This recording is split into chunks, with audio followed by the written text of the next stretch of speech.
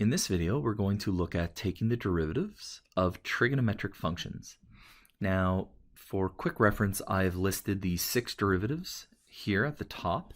So here are my 6 trigonometric functions, and then their derivatives are respectively to the right.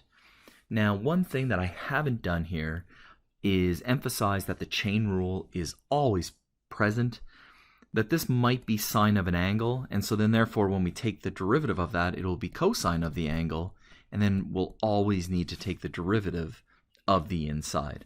The chain rule, is there. Sometimes it's as simple as putting a times 1 if the angle is just x, but we'll see as we work through some examples below. Now, one of the big patterns that most people look at, in trying to work with these derivatives is that any function that starts with a c, or a bit more specific, a co. So for instance, cosine, cosecant, and cotan, that all of their derivatives end up being negative. This is just if you had to remember these in university, it is a trick that can help you. So, working on my first example, taking the derivative of y equals sine of some angle. And so the derivative of sine of an angle is cosine of that angle. And then we multiply that by the derivative of the angle, which is the derivative of the inside function, being 3x squared plus 2. That's done. Looking at my next one, I can see that I have a function multiplied by another function. So this is going to be a product rule.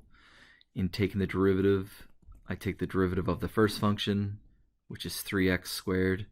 That gets multiplied by the second function, untouched, plus, now I take the derivative of the second function.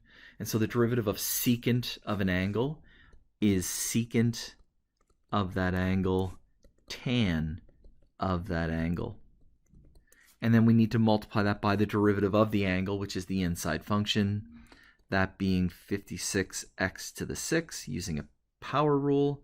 And then finally, the last part is we must multiply by the first function untouched. And here we have it.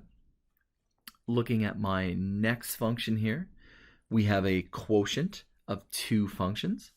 So I'm going to apply the quotient rule, the derivative of the numerator. So the derivative of cos of an angle is negative sine of that angle.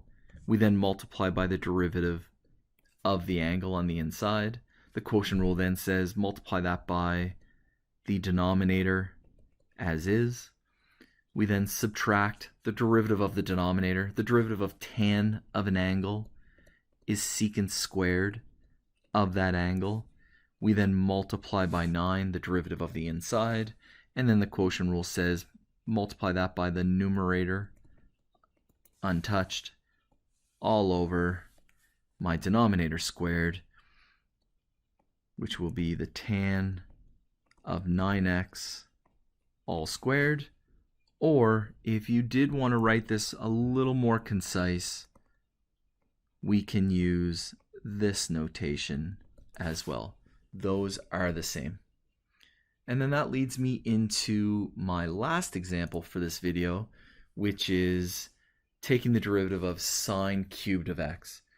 Why this is here is I really wanted to emphasize that when that exponent is in the middle there, it is on the entire ratio. So that is sine of x all cubed. In doing so, now I can see that this is a chain rule, that I have something to the power of 3. Well, that derivative will be 3 times something to the power of 2. And then I multiply that by the derivative of the inside. The derivative of sine of x is cos of x.